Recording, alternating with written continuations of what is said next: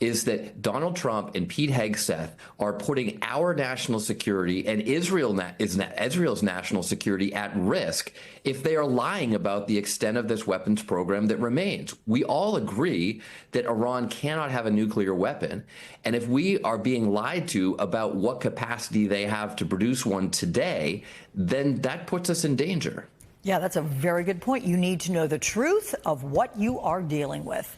Meantime, right. President Trump said that the U.S. and Iran will be holding nuclear talks this week, though Tehran has said there are no talks scheduled.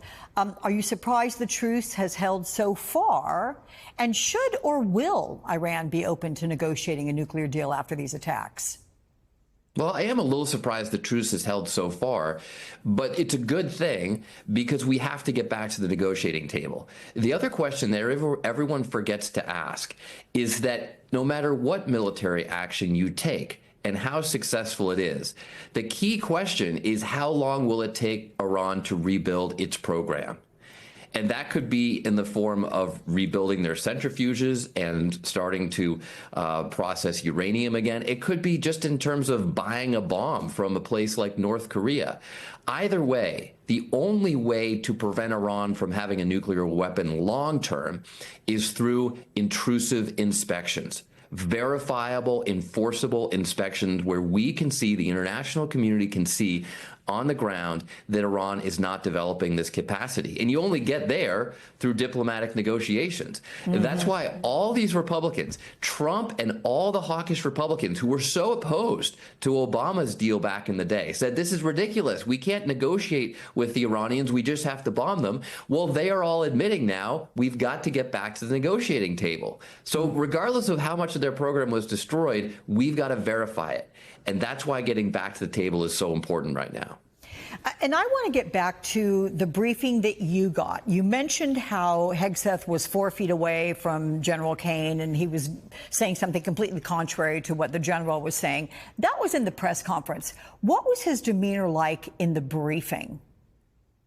It was very interesting in the briefing. Obviously, I can't talk about exactly what was said, sure, but I'd be happy to talk about how it was said. Marco Rubio walked us very casually through the entire timeline, explaining what was going through their heads as they made these decisions. It was a very helpful explanation of how they got to where they were, even if you disagreed with some of the decisions along the way. Then Secretary Hegseth read word for word a very carefully scripted document to make sure that he tried as much as possible to stay close to what he had said before without lying further. I mean, it was almost comical to watch him do this. And then next came Chairman Kane, who, again, is a military officer. He happens to be the least qualified chairman of the Joint Chiefs that we've ever had, but he did seem to come across as very honest, and he gave us a fair assessment of how the operation was carried out, you know, what happened, much like he did in that press conference initially with Secretary Hegseth. Ratcliffe, the CIA director, followed after that and had a more conversational tone. But it was interesting seeing the contrast among these different characters and how they presented this information in an effort to try to basically walk the line between not directly contradicting some of the things the president and Hegseth had already said, while also recognizing that we were going to ask tough questions here in a classified setting in Congress. So it sounds to me like Hegseth was being a little too careful, making sure every syllable was where he wanted it to be. There was nothing off the cuff about it, by your standard. Literally everyone, 3 of the 4 looked at us and explained things, occasionally looking down at their notes. Hegseth was like this, staring at his notes the entire time, making sure that he said everything word to word in a very carefully scripted comment so that he didn't get himself into further trouble, since obviously nobody trusts him. I mean, I've heard nobody trusts him in the Pentagon.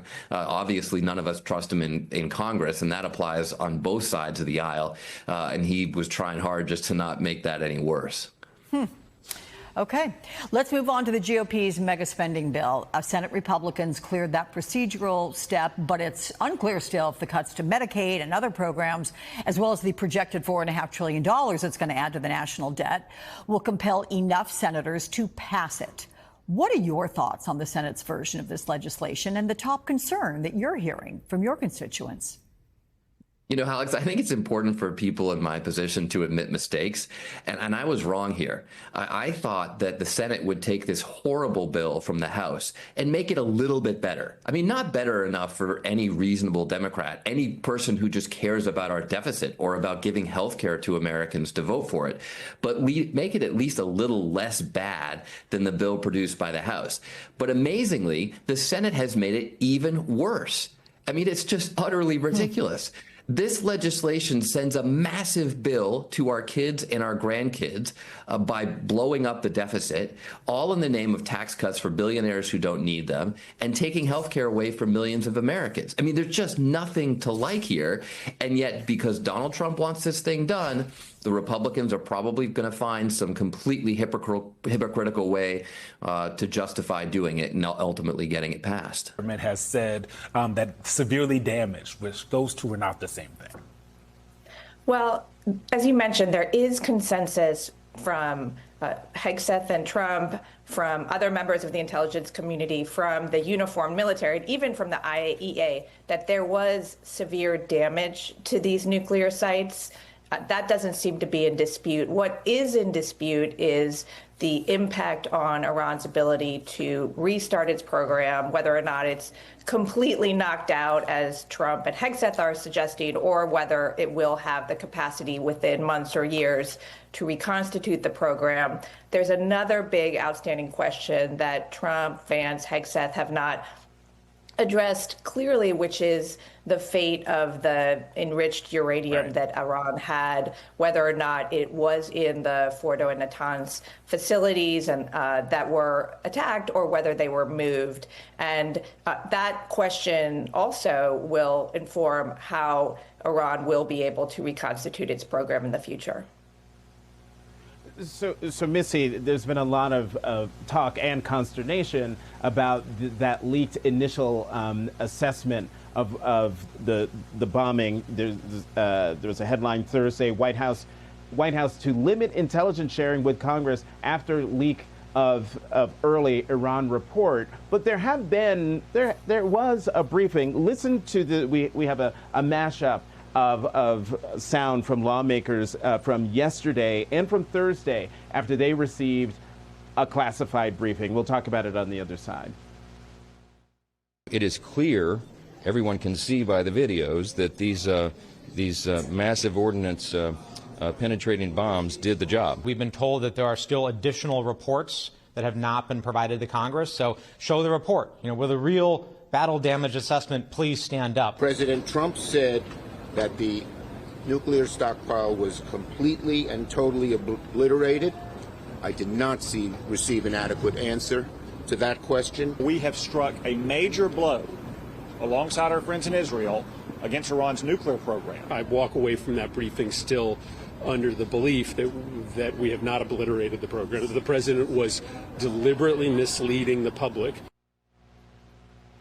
And so, Missy, just what we heard there were Republicans lauding what happened, coming out of the briefing, Democrats still having questions. And so I guess my big question is, it seems to me that there is a palpable lack of trust between Democrats and what they're seeing out of these intelligence briefings, and whether they can even trust the briefings. Help unravel all of this. Yeah, I think there's two issues at play here, Jonathan. And one is the fact that typically it does take days at least, and sometimes weeks, to develop a really robust and credible assessment of something as complicated, highly protected, and frankly underground in all senses of the word program like Iran's nuclear program. The United States clearly has satellite imagery, as does Israel, which has shown deep penetration of Iran's nuclear program. But, they're going to have to rely on other sources because, you can't see underground from the air. They have to rely on other sources to figure out what actually happened. And that'll include signals intelligence, which, that isn't necessarily immediate. And also there's a question of whether the UN inspectors will be allowed back into these facilities at some point. So that's one thing. It's a question of time. And then, as you alluded to, there is really a question of trust and the impact that I think we're seeing on the politicization of intelligence. So when the intelligence agencies are perceived by Democrats to be subject to manipulation by President Trump and their politically appointed leaders, I think that's where you have this mistrust coming in. And, I think that unfortunately is something that is occurring throughout our national security agencies and a challenge to our institutions. So far, at least, we seem to see the uniformed military leadership trying to steer clear of this. You saw General Kane, the chairman of the Joint Chiefs, standing next to Hegseth and really trying to give a straight assessment and not get into the verbiage. It wasn't obliterated, blown to the sky, things like that. But these institutions are going to be vulnerable to politicization and mistrust. One thing that we all know, and I have to go to commercial, I wish we could keep talking about this, but that we all know on this panel, that a lot of reporters and folks that pay attention to Donald Trump know, Donald Trump has often made a claim, and then his team has to work very quickly to kind of make that true. Usually it's on domestic policy. This seems to be a time in which using the word obliterated immediately after he got the all clear on this. Everyone's working to make that clear now, make that true. Interesting. Very interesting. People are fed up with Trump. People who have served. You've seen Democrats who are in Congress who have served say that the conduct of Trump and Hegseth, and he doesn't mean like that's like comical as in it's not serious, right? Like with Trump, one, I could say there are moments where the man can be objectively funny, right? Like there's a reason why the world would have been better off if he just kept being on TV rather than run for office, right? If he just kept on doing stupid TV shows, right? But there are moments where Trump, he's not intentionally being funny, but you can't help but laugh at the absurdity of it all, while in your brain also recognizing that that this is dangerous and lives are being ruined and norms are being destroyed in ways that will take decades in some cases to fix. And so, yes, he's saying it's comical how Trump and how Hegseth are acting. It's comical to watch this parade of dunces, this clown car on 1600, on Pennsylvania Avenue in front of the White House, this clown car pulling in and out of the Pentagon, it seems, right? With Trump and his cronies there trying to look like they belong amongst career professionals, right? But it's not that funny, right? It's a serious thing. And when you look at why so many veterans protested Trump, and so many veterans have quit on Trump and say, look, I'm not even a particularly partisan man or woman. I have my vote. I vote for different people at different times. But I've never quit on my commander-in-chief. Even before I served, I supported my commander-in-chief. While I served, I supported them. Since I left the military, but I never quit on my commander-in-chief in a philosophical sense.